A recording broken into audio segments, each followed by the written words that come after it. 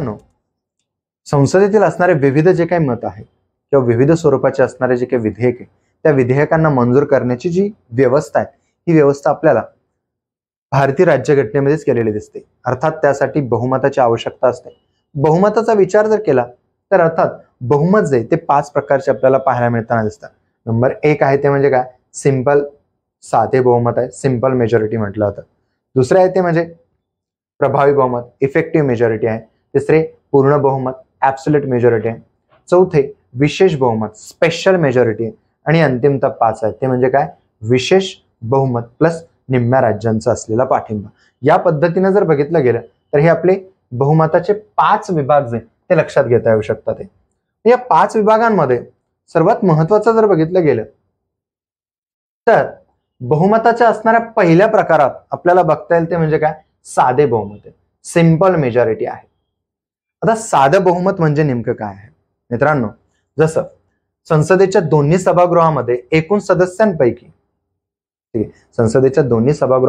सदस्यांपैकी हजर व मतदानात भाग घेणाऱ्या सदस्यांच्या निम्म्यापेक्षा अधिक सदस्यांनी जर विधेयकास पाठिंबा दिला तर ते विधेयक साध्या बहुमताने मंजूर झाले असं मानलं जाताना आपल्याला दिसतं. खऱ्या अर्थाने जर पाहिलं तर साध्या बहुमताने मंजूर होणं ही प्रक्रिया जी ती अत्यंत सोपी आहे. सहजरित्या ती मंजुरीची प्रक्रिया आपल्याला पाहायला मिळताना दिसते. मानूया इथे 2 उदाहरणांना आपण अगोदर कोटिंग करूया. ते म्हणजे काय की हजर किंवा उपस्थित किंवा मतदानात भाग घेणाऱ्या सदस्यांच्या किती, निम्म्यापेक्षा अधिक सदस्यांचा पाठिंबा. उदाहरण स्वरूपामध्ये आपण असं बघूया की लोकसभेचं उदाहरण घेऊया. इकडे मानूया की लोकसभा आहे. आता लोकसभेमध्ये जर बघितलं गेलं सध्याच्या स्थितीला एकूण जे काही सदस्य आहेत ते किती आहेत, 543 सदस्य आहेत. एकूण सदस्य मानूया. यापैकी असं करूया की त्या दिवशी सभागृहामध्ये पहिला मुद्दा येतो तो कुठला आहे, तो उपस्थित. म्हणूया की उपस्थित सदस्य जे ते किती आहेत, 473 आहेत. ओके, 543 पैकी 473 सदस्य जे ते त्या दिवशी उपस्थित राहिले. आता हे जी काही प्रक्रिया आहे, या प्रक्रियेला आपण सिंपल मेजॉरिटीने पास करायचं असेल ते विधेयक, तर त्याचे अनेक क्रायटेरिया आपल्याला तयार होताना दिसत आहे. उदाहरण आपण समजून घेण्याकरता आपण एक छोटासा डायग्राम काढूया इथे. ठीक आहे. आता याच्यामध्ये आपण असं मानूया की हे जे काही 473 पैकी, ठीक आहे, हे तर उपस्थित आहेत. ओके, 473 जे ते उपस्थित आहेत. आता उपस्थित आणि मतदान करणारे हे 2 स्वतंत्र भाग येतात. उपस्थित असलेले सदस्य मतदान करतीलच याची शाश्वती नाहीये. त्यातले काही लोक ऍब्स्टेन पण करू शकतात, म्हणजे अर्थात मतदान करू शकत नाही, ते बाहेर निघून जाऊ शकतात. तर अशा स्थितीमध्ये रेशो जो तो घसरतोय, तो कमी होतोय. मानूया यापैकी असं करूया आपण की हे जे काय 73 आहेत, 73 लोकांनी काय ठरवलं की आम्हाला मतदान नाही करायचं. 473 तो उपस्थित आहे, पण 73 लोकांनी काय सांगितलंय, मतदान करायचं नाही, न करणे असं त्यांनी डिसाईड केलं. ठीक आहे ना. मग आता 73 सदस्यांनी मतदान न करणं असं डिसाईड करून टाकलंय.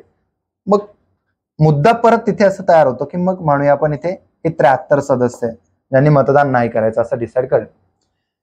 543 आहे, 543 पैकी 70 असे सदस्य आहेत की ते त्या दिवशी उपस्थितच नाहीयेत, हजरच नाहीयेत. लक्षात घ्या, 473च उपस्थित आहे, 70 उपस्थितच राहिले नाही. मग अशा कंडिशन मध्ये काय करायचंय, तर ते नाहीच आहे, म्हणजे उपस्थितच नाही, त्यामुळे ते इथे धरलेच जाणार नाही. म्हणूया की त्यापैकी असं आहेत की साधारणपणे 250 जे काही सदस्य आहेत, त्या 250 सदस्यांनी विधेयकाच्या बाजूने आपलं मत देऊन टाकलं. त्यांनी विधेयकाला एस केलं, एस म्हणूया. आणि साधारणतः 150 जे काही सदस्य आहेत त्यांनी नोच केलं. तर अशा कंडिशन मध्ये हे विधेयक साध्या बहुमताने मंजूर झालं असं मानलं जातं. आता ते कसं, त्याचं कारण आहे. आता 473 मधून हे 73 वजा गेले, कारण त्यांनी मतदान करायचंच नाही असं ठरवलं, त्याच्यामुळे त्यांना वजा करून टाकूया. मग राहिले इथे किती, 400. आता प्रश्न काय की हजर होते 473. ओके, पण मतदानात खऱ्या अर्थाने भाग किती लोकांनी घेतला उदाहरणामध्ये, तर 400 लोकांनी. ओके, मग हजर व मतदानात भाग घेणाऱ्या सदस्यांच्या किती, निम्मे. मग 400च्या निम्मे म्हणजे अर्थात 1/2 अशा पद्धतीने आपल्याला करावं लागणार आहे. मग इथे विचार केला 2×4 200 प्लस 1 आपल्याला जोडावं लागतं, कारण बहुमत दाखवायचे ना, निम्म्यापेक्षा काय सांगितले, अधिक सांगितले. अशा कंडिशन मध्ये जर पाहिलं तर 201 प्लस लोकांनी विधेयकाला जर पाठिंबा दिला किंवा सदस्यांनी विधेयकाला जर पाठिंबा दिला तर असं विधेयक जे ते साध्या बहुमताने मंजूर झाले असं मानलं जाताना आपल्याला दिसतंय. हे आपण इथे उदाहरणामध्ये पण बघितलेलं आहे की ज्याच्यामध्ये 543 पैकी आपण उपस्थित आणि मतदानात भाग घेण्याचं काम जे ते 400 लोकांनी केले, म्हणून 201 सदस्य जे त्यांचं बहुमत ठरताना आपल्याला दिसतं. आणि जर विधेयकाच्या बाजूने 250 सदस्यांनी पाठिंबा दिलाय आणि विरुद्ध 150 आहे, तर अशा स्थितीमध्ये ते विधेयक साध्या बहुमताने मंजूर झाले असं मानलं जाताना आपल्याला इथे दिसतं. खरं तर हे लोकसभेच्या बाबत जसं घडलंय तशाच पद्धतीने ते राज्यसभेच्या बाबत पण आपल्याला करता येऊ शकतं. उदाहरण सेम तेच वेगळ्या पद्धतीने आपण मांडूया. राज्यसभेमध्ये ज्या काही सीट्स आहेत सध्याच्या स्थितीला त्या किती आहेत, 245 राज्यसभा. ओके, तर 245 पैकी आपण असा विचार करूया की त्या दिवशी साधारणपणे 240 जे आहेत हे उपस्थित आहेत. 245 पैकी 240 उपस्थित आहेत. ठीक आहे ना, 240 उपस्थित राहिले. पण इथेच आपल्याला थांबून चालणार नाही, कारण हजर फक्त 240च आहे. या उदाहरणामध्ये हजर मानूया 240. पण पुढचा मुद्दा येतो तो काय, मतदानात भाग घेणारे किती आहेत, हे इम्पॉर्टंट आहे. असं करूया की उपस्थित जे ते 240 आहे, यापैकी 15 सदस्यांनी मतदानात भाग घेतलाच नाही. भाग न घेणे किती आहेत, 15 सदस्य. आता 240 मधून 15 सदस्यांनी मतदानात भाग घेतलाच नाही म्हणजे ते बाजूला पडले गेले. तर अशा स्थितीमध्ये ते सदस्य किती राहिले, 15 सदस्य गेले. म्हणजे अर्थात साधारणपणे जर बघितलं तर 225 सदस्य राहिले. मतदानात भाग घेतला किती, 225 सदस्यांनी मतदानात भाग घेतलाय. मग 225 सदस्यांनी मतदानात भाग घेतलाय तर त्याच्यामध्ये काय म्हटलंय, निम्म्यापेक्षा अधिक.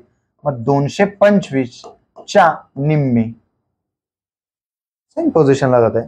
मग 225च्या निम्मे आपल्याला जर काढायचे, अर्थात जर बघितलं गेलं तर पुन्हा 2×4 प्लस 1 जोडायचा, म्हणजे अर्थातच 113 प्लस सदस्यांनी जर विधेयकाला पाठिंबा दिला तर असं विधेयक सभागृहाच्या पटलावरती साध्या बहुमताने मंजूर झाले असं मानलं जाताना दिसतं. साधं बहुमत ही अत्यंत सोपी पद्धत आहे. सभागृहाच्या पटलावरती याचा वापर वेळोवेळी केला जाता नसतो. खऱ्या अर्थाने जर बघितलं गेलं तर घटना दुरुस्तीच्या प्रक्रियेमध्ये असा प्रथमतः उल्लेख आपल्याला पाहायला मिळताना दिसतो की भारतीय घटना दुरुस्ती पद्धत जी किंवा भारतीय घटना दुरुस्ती प्रक्रिया जी ती अमेरिकेप्रमाणे ताठरही नाहीये आणि ब्रिटनप्रमाणे लवचिक नाही, किंवा ब्रिटन इतकी ती लवचिक नाही. दोघांचा संयुक्तिक मध्य साधण्याचं काम जे ते इथे केलेलं दिसतं. लवचिक प्रक्रिया म्हणजे काय, तर ती घटना दुरुस्ती करणं अत्यंत सोपं आहे. घटना दुरुस्ती करणं अत्यंत सोपं आहे लवचिक प्रक्रियेमध्ये, जसं ब्रिटनमध्ये केलं जात आहे. पण अमेरिकन घटना दुरुस्ती प्रक्रियेचा विचार जर केला तर ती अत्यंत कठीण आहे, ताठर आहे.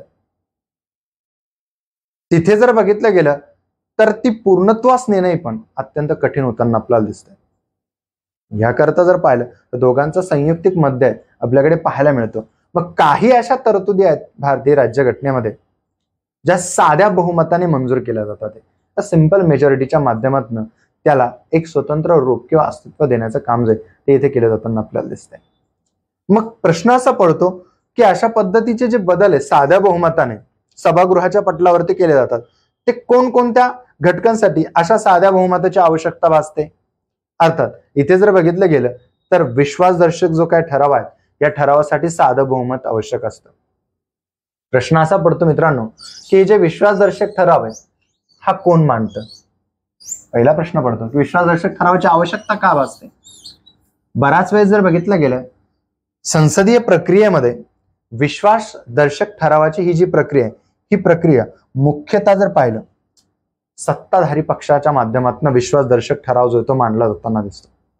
बराच वेळेस अशी संसदेमध्ये वेळ येऊन ठेपते की जिथे सत्ताधारी पक्षाला हे सिद्ध करायचं असतं किंवा दाखवून द्यायचं असतं की नाही, बहुमत आमच्या बाजूने आहेत आणि या कारणास्तव आम्ही वेगवेगळे मुद्दे जे त्या मुद्द्यांच्या बाबत त्या ठिकाणी बदल करू इच्छित आहोत.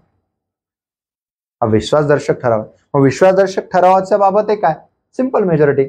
सभागृहामध्ये उपस्थित व मतदानात भाग घेणाऱ्या सदस्यांच्या निम्म्यापेक्षा अधिक सदस्यांचा पाठिंबा असेल तर असं विधेयक साध्या बहुमताने मानलं जाताना दिसतं किंवा साध्या बहुमताने मंजूर झालं असं मानलं जातं.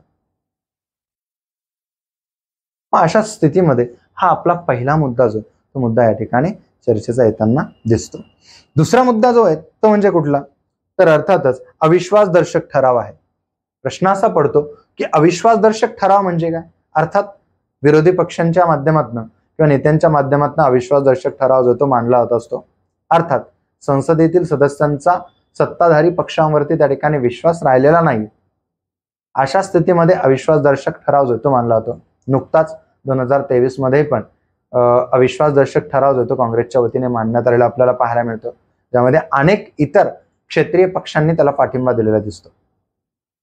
पण बराच वेळेस विरोधी पक्ष जे असतात हे अविश्वासदर्शक प्रस्तावाचा वापर करत असतात. त्याचं कारण का, तर संसदेच्या संरचनेमध्ये किंवा अधिवेशन प्रक्रियेमध्ये काही देश हिताच्या दृष्टिकोनातून महत्वपूर्ण मुद्दे जर चर्चेले जात नसेल तर अशा स्थितीमध्ये त्या ठिकाणी विरोधी पक्ष जो तो अविश्वास प्रस्ताव मांडतं आणि अशा अविश्वास प्रस्तावाच्या दरम्यान विविध स्वरूपाच्या मुद्द्यांना त्या ठिकाणी चर्चेला घेत असतं आणि सरकारवरती त्या ठिकाणी ताशेरे ओढण्याचा प्रयत्न करताना आपल्याला दिसतंय. याकरता हा अविश्वासदर्शक ठराव जो तो आपल्याला महत्वपूर्ण ठरताना दिसतो, ज्याच्या माध्यमातून वेळोवेळी जे काही विरोधी पक्ष आहेत ते याचा वापर आपल्याला करताना दिसतात. यानंतर पुढे जाऊन जर बघितलं गेलं तर अशा पद्धतीचा हा जो काही साधारण बहुमत आहे, या साधारण बहुमताचा वापर कुठे कुठे होत असतो. तर अर्थात आणखी एक महत्वाचा मुद्दा आहे तो म्हणजे काय, नवीन राज्य जे ते निर्मितीच्या प्रक्रियेमध्ये आपल्याला साध्या बहुमताची आवश्यकता दिसते. नवीन राज्याच्या निर्मितीच्या प्रक्रिया म्हणजे अर्थात पुन्हा कलम 1 ते 4 मधील असणारं संघ राज्याचं असणारा भाग. तिथे दोन शब्द फार महत्वाचे ठरतात मित्रांनो. नंबर 1 संघराज्य आणि दुसरा राज्यांचा संघ. हे दोन्ही वेगळे आहेत. संघराज्य या संकल्पनेमध्ये जर बघितलं गेलं तर तिथे अनेक घटक राज्य एकत्रित येऊन एका संघाची स्थापना करतात आणि संपूर्णपणे अधिकार क्षेत्र जे ते त्या घटक राज्यांकडे निहित आहे. जसे उदाहरणार्थ विचार केला तर अमेरिकन संघ आहे की जिथे अनेक घटक राज्यांनी एकत्रित येऊन युनायटेड स्टेट ऑफ अमेरिकेची निर्मिती केली. त्यामुळे ऑलमोस्ट अधिकार क्षेत्र कोणाकडे, ते घटक राज्यांकडे. दुसरा मुद्दा संघराज्य संकल्पनेमध्ये जर पाहिला तर अनेक जे घटक राज्य एकत्रित आलेले ते एका विशिष्ट कराराने आलेले, म्हणजे जोपर्यंत त्यांची मर्जी आहे तोपर्यंत ते संघात असणार आहेत आणि मर्जी नसेल त्यावेळेस ते संघातून फुटून सहजरित्या बाहेर पडतात. भारतीय घटनाकारकांनी फार विचारपूर्वक ही संकल्पना इथे तयार केली आणि त्यामध्ये संघराज्य हा शब्दप्रयोग जो तो भारतीय राज्यघटनेत कुठे पाहायलाच मिळत नाहीये. हा, व्यावहारिक दृष्टिकोनातून आपण संघराज्य शब्द वापरतो, पण सैद्धांतिक दृष्टिकोनातून संघराज्य हा राज्यघटनेमध्ये कुठे पाहायलाच मिळत नाही. शब्द पाहायला मिळतो तो काय, राज्यांचा संघ, ज्याची रचना जर पाहिली तर फार अनमोल पद्धतीने केली. India that is a Bharat shall be the union of state आहे. युनियन ऑफ स्टेट राज्यांचा संघ आहे. त्याचा अर्थ काय की इथे संघाने आपल्या प्रशासनासाठी वेगवेगळे घटक राज्य निर्माण केलेले आहे. असे घटक राज्य कोणत्याही कराराने अस्तित्वात आलेले नाहीत. याचा अर्थ अशा घटक राज्यांना संघाच्या परिक्षेत्रातून फुटून बाहेर पडण्याचा अधिकारही नाहीये. या पद्धतीने जर पाहिलं तर अत्यंत हुशारीने हे राज्यांचा संघ हा शब्दप्रयोग आपल्याला पाहायला मिळतो. यामध्ये जर पाहिलं तर राज्यघटनेतील कलम 3 आहेत की जिथे नवीन राज्यांची निर्मितीची प्रक्रिया केली जात असते. राज्यांचे नाव, क्षेत्र, सीमा यामध्ये फेरफार किंवा बदल करायचा असेल तर अशा स्थितीमध्ये त्या ठिकाणी साध्या बहुमताची आवश्यकता असते आणि हा बदल करण्याचा अंतिम अधिकार कोणाकडे? संसदेकडे आहे. संसद सुस्थितीमध्ये असा बदल, तो बदल आपल्याला या ठिकाणी करताना दिसतंय. पुढे जर पाहिलं तर राज्यात विधान परिषदा स्थापन करायच्या असतील किंवा रद्द करायच्या असतील तर त्याहीसाठी साधे बहुमत लागताना आपल्याला दिसतं. खरं तर विधान परिषद निर्मितीची प्रक्रिया किंवा नष्ट करण्याची प्रक्रिया ही फार अनमोल ठरताना दिसते. भारतामधील असणाऱ्या विविध घटक राज्यांमध्ये निवडक अशा घटक राज्यांमध्येच विधान परिषद आपल्याला पाहायला मिळतात, ज्यामध्ये ऑलमोस्ट त्या ठिकाणी महाराष्ट्र येते, कर्नाटक येते, आंध्र प्रदेश येते, तेलंगणा येते, उत्तर प्रदेश आणि अंतिमतः बिहार ही 6 घटक राज्य की जिथे विधान परिषद आहे. या व्यतिरिक्त इतर घटक राज्यांना समजा विधान परिषदा निर्माण करायच्या असतील तर त्यासाठी संबंधित घटक राज्यांना आपापल्या विधानसभेमध्ये संबंधित विधेयके ते बहुमताने मंजूर करावे लागतात. त्यानंतर ते संसदेकडे जाते आणि संसद अशाबाबत त्या ठिकाणी साध्या बहुमताच्या आधारावर संबंधित विधान परिषद मंजूर करू शकते किंवा संबंधित राज्यातील विधान परिषद जे नामंजूर देखील करताना आपल्याला दिसते. ही प्रक्रिया आपल्याला संसदेमध्ये विधान परिषदेच्या बाबत पाहायला मिळते. पुढे परिशिष्ट 2, परिशिष्ट 5, परिशिष्ट 6 यामध्ये आवश्यक तो बदल करायचा असेल तर अशा स्थितीमध्ये जर बघितलं गेलं तर आपल्याला साध्या बहुमताची आवश्यकता भासताना असते. परिशिष्ट 2 मध्ये जर बघितलं गेलं तर अर्थात परिशिष्ट किंवा अनुसूच्या असंही म्हटलं किंवा दुसऱ्या भाषेमध्ये शेड्यूल असंही म्हटलं आता नसतं. विविध जे काही महत्वपूर्ण पदं आहेत त्या पदांचे असणारे वेतन किंवा भत्ते किंवा पगार आहे यामध्ये आवश्यक तो बदल करायचा असेल तर साधे बहुमताचा वापर जो तो केला जाताना दिसतोय. परिशिष्ट 5 आणि 6 आहेत, ज्यामध्ये प्रामुख्याने जर बघितलं गेलं तर अनुसूचित जातीचे जे काही क्षेत्र आहेत त्याबाबतचं प्रशासन याबाबत पूर्णतः तरतूद करण्याचे अधिकार स्रोत आहे ते संसदेकडे आणि संसद साध्या बहुमताने ते करू शकतं. त्यानंतर संसदेची असणारी गणपूर्ती अर्थात त्याला कोरम असं म्हटलं जातं. संसदीय कार्यपद्धती नियम तत्वाच्या माध्यमातून 1 सदस्य जे ते सभागृहाच्या पटलावरती उपस्थित असेल तर अशा स्थितीमध्ये सभागृहाची दैनिक कार्यवाही ती कार्यान्वित केली जाते. पण इतकेही सदस्य जर उपस्थित नसेल तर अशा स्थितीमध्ये दैनिक कार्यवाही ती सुरू केली जाणार नाही, हे आपल्याला इथे पाहायला मिळतं असतं. त्यानंतर पुढे संसद सदस्यांचे असणारे वेतन आहेत, भत्ते आहेत याबाबतच्या तरतुदी साध्या बहुमताच्या आधारावरती केल्या जातात. सभागृहाच्या पटलावरती लोकसभा असोत अथवा राज्यसभा यातील असणाऱ्या सदस्यांना वेतन देण्याचा किंवा भत्ते देण्याचा अधिकार स्रोत जो तो अधिकार स्रोत आपल्याला इथे पाहायला मिळताना दिसतो. तिसरा पुढे जर मुद्दा बघितला गेला तर तो आहे नागरिकत्व संपादन करणं किंवा रद्द करणं. प्रारंभिक काळामध्ये जर पाहिलं तर राज्यघटनेतील भाग 2 मध्ये कलम 5 ते 11च्या दरम्यान नागरिकत्वाबाबतच्या तरतुदी करण्यात आलेल्या आहेत.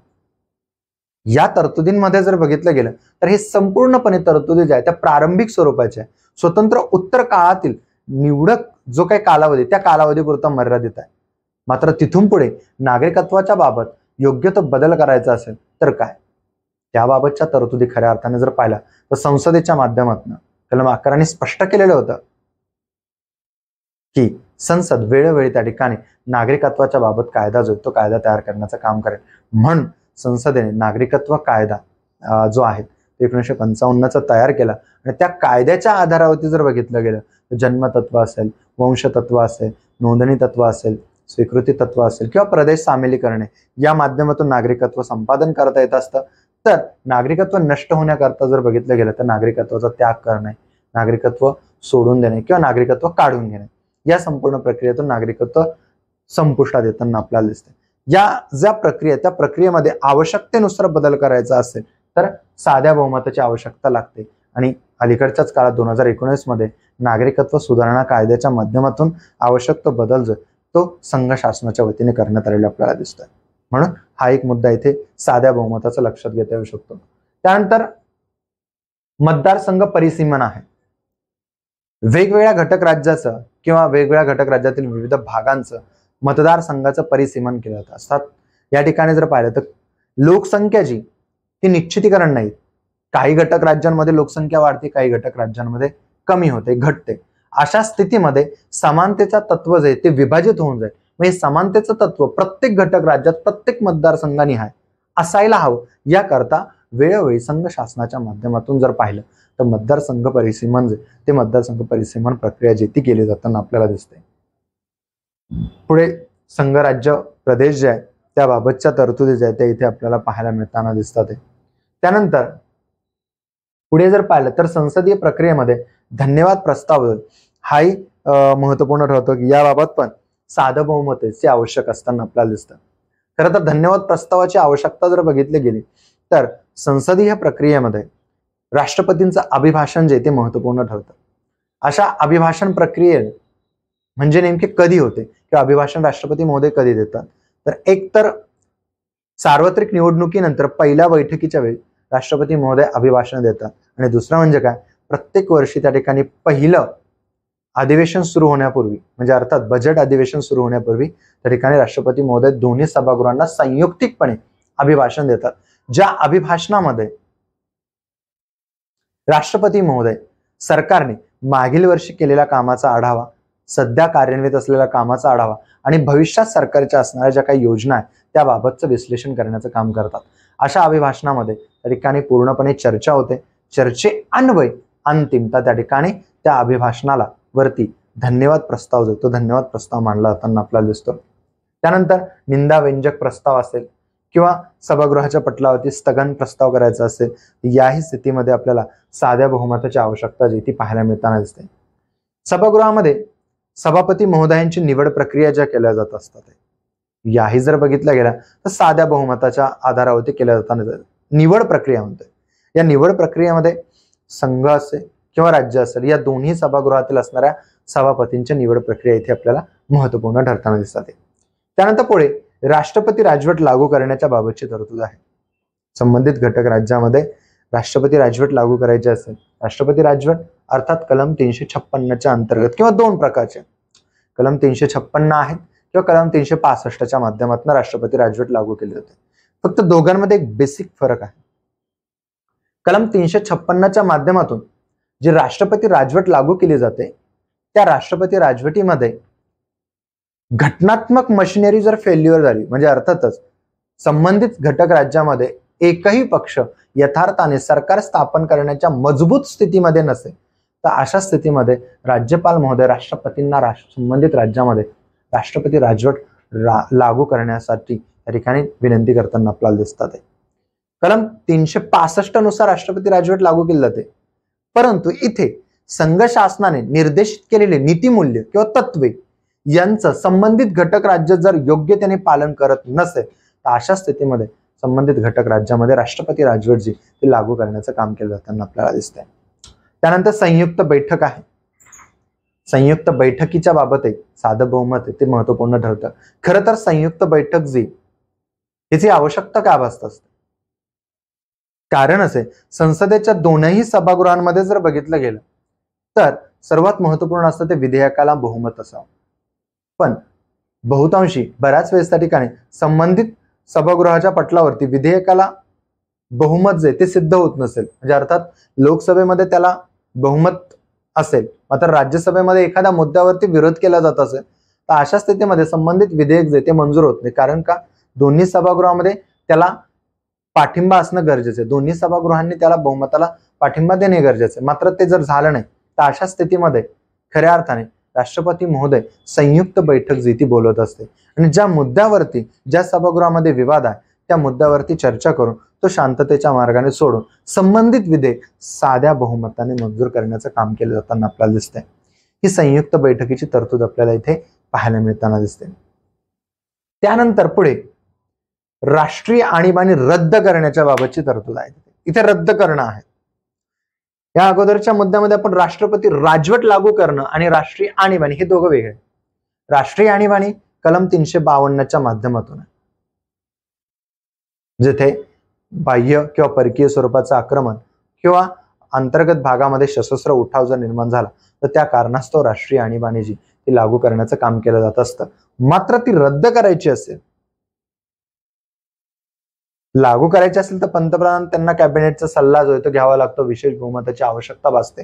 मात्र रद्द करायची इथे तर रद्द करण्याच्या प्रक्रियेमध्ये इथे मात्र साधं बहुमत आहे त्याची आवश्यकता आपल्याला भासताना दिसते. तर या पद्धतीने जर बघितलं गेलं मित्रांनो तर हे जे काही साधं बहुमत आहे हे भारतीय राज्यघटनेमध्ये वेगवेगळ्या तत्वांसाठी त्याची आवश्यकता भासते आणि त्या तत्वांना पास करणं किंवा संपुष्टात आणणं या प्रक्रिया ज्या त्या या बहुमताच्या आधारावरती केल्या जाताना आपल्याला दिसतात. म्हणून मी सुरुवातीला जो मुद्दा मांडला की भारतातील असणारी घटना दुरुस्तीची जी प्रक्रिया आहे, या भारतीय राज्यघटनेची जी काही व्यवस्था आहे, ती व्यवस्था जर पाहिली तर ब्रिटन इतकी लवचिकही नाही आणि अमेरिके इतकी ताठर पण नाहीये. ब्रिटन इतकी लवचिक म्हणजे काय की ब्रिटन सारखं सर्वच घटकांमध्ये साधं बहुमत जे ते वापरलं जात नाही आणि अमेरिकेसारख्या सर्वच घटकांमध्ये ताठर भूमिका जी तीही घेतली जात नाही. परिस्थितीनुसार निवडक तत्वांमध्ये साध्या बहुमताची आवश्यकता जी ती निश्चित केलेली आणि त्या आधारावरती जर बघितलं गेलं तर खऱ्या अर्थाने संपूर्ण ती व्यवस्था जी ती कार्यान्वित करण्याचं काम केलेलं आपल्याला दिसतं. मित्रांनो, हे झालं साध्या बहुमत आणि त्याबाबतच्या तरतुदीचं विश्लेषण आहे. त्यानंतर पुढे काही महत्वपूर्ण बहुमत आहे त्याबाबतचं विश्लेषण जे ते आपण नेक्स्ट सेशन मध्ये बघूया. त्या ठिकाणी थांबूया. Thank you so much.